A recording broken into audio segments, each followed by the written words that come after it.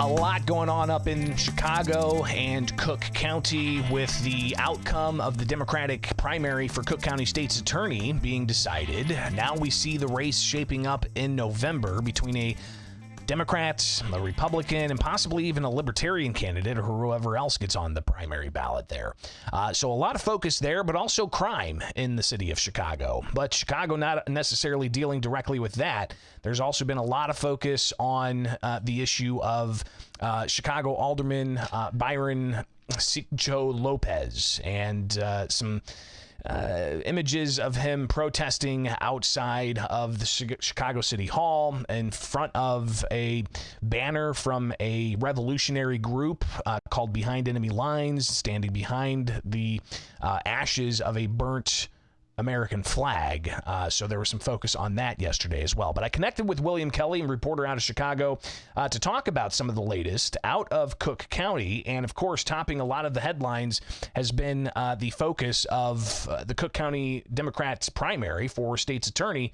And Kelly was one of those who was pretty dogged in making sure that there was some accountability on these votes that were being discovered. And here's some of that conversation I had with William Kelly this morning. Even without an official Chicago media credential, I went down to the City Board of Elections to ask their PR guy, Max Beaver, about the 10,000 mysterious ballots that he found and why is a PR guy even finding or handling ballots at all.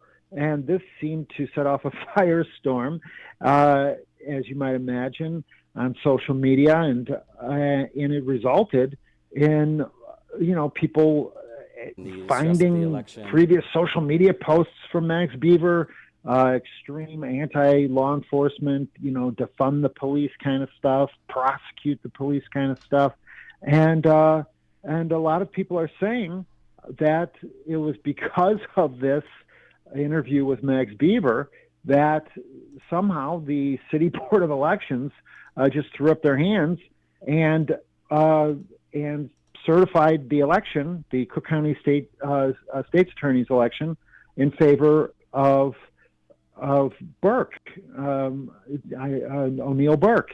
So this, rightly or wrongly, I'll take the credit, but it's important to understand that, first of all, there's still a general election that has to take place. She has a Republican general election opponent, Bob Fioretti, and then of course she doesn't even obviously start or whoever the new Cook County State's Attorney is won't start until 2025. So we're still with Kim Foxx in Cook County. This weekend was shockingly violent for Easter weekend. 40 shots, 7 fatalities. And then the other kind of, I guess you could almost sadly say, ancillary violence, such as hit and runs. A Chicago public school teacher, 56-year-old man, was hit and killed by a hit and run driver on the south side. That certainly hits close to home for me as, someone who was born and raised on the South Side. Both my parents were CPS employees. We often talk about the thin blue line. I kind of feel like, there are a lot of CPS teachers who are part of that thin, very, very thin line of civilization, trying to keep kids in school, trying to teach them how to read and write and become productive members of society.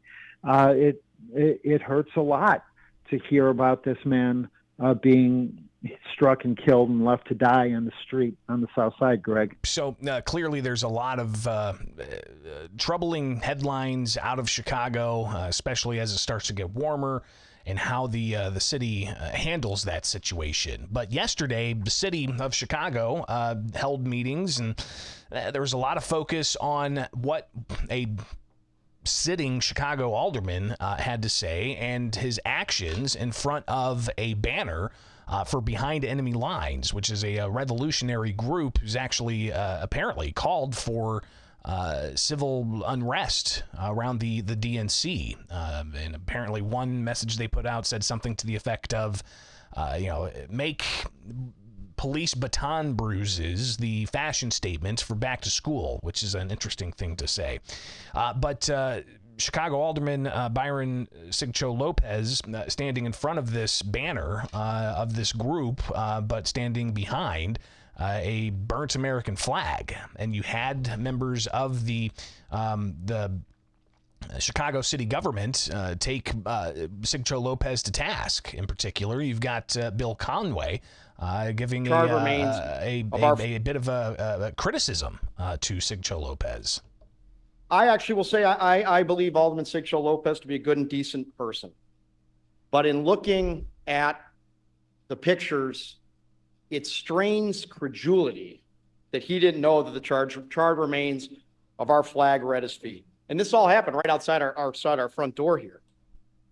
But the scarier part seems to be that he did it at the invitation of an organization whose goal is to create chaos and incite violence at the forthcoming Democratic convention. So, again, the criticism is not just that he stood in front of a burnt flag, but he was also standing alongside this revolutionary group. Governor Pritzker was asked about this yesterday in Chicago. Look, I'm not the one who will ultimately make the decision about that. What I can say is that calling the president names, saying that we shouldn't have the Democratic National Convention in Chicago, attacking or at least standing in front of a burned American flag and in front of a sign, essentially referring to people as if they're in favor of genocide, who clearly are not, I think are all things that I disagree with. But I will defend to the death his right to say those things. I wouldn't have done it, and I wouldn't encourage anybody to do it, but it's his right to do it. But some of the critics say, yeah, he has a free speech right, but he doesn't have a right to be part of Chicago city leadership and part of Mayor Brandon Johnson's leadership team. Interesting to see all of that, and William Kelly, reporter, seeing that while also reading the headlines of the continued violence in Chicago, and it's just hard, that cognitive dissonance as to what the focus is in the city of Chicago. Is it on, protest speech, or is it on cleaning up the streets? We are, again, as a lifelong Chicagoan, it breaks my heart to see that Chicago City Council, what I used to consider to be the center of the political universe, more important than Washington, D.C., or, kind of a modern-day Acropolis or Roman Forum or something like this, has now essentially become some kind of a shouting match between communists and extreme left Democrats and moderate Democrats, or so not a lot of actual productive work is getting done. I just find it, again, kind of personally ironic or insulting that Mayor Johnson is coming out supporting this alderman in this flag burning incident because of his belief in freedom of speech. But yet he doesn't support my freedom of speech. I've asked him to reinstate my my media credentials so I could actually attend City Hall press conferences and ask questions on the inside of the building instead of on the outside of the building. But apparently Mayor Johnson believes in burning flags as freedom of speech, but he doesn't believe in reporters asking questions as freedom of speech, Greg.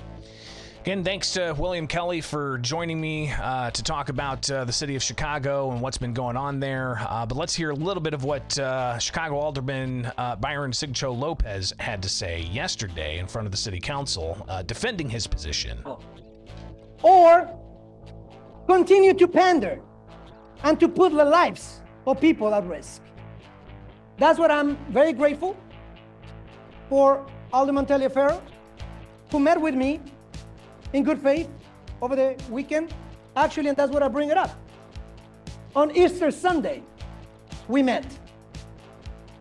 And we discussed how this pressure may have been presented and may feel some people. I hope now that you have heard from veterans directly. Veterans who also need housing, veterans who need mental health care, veterans that need your attention. And it goes on from there. Shirley, if you want to watch the entirety of his 10-minute speech, you can do that.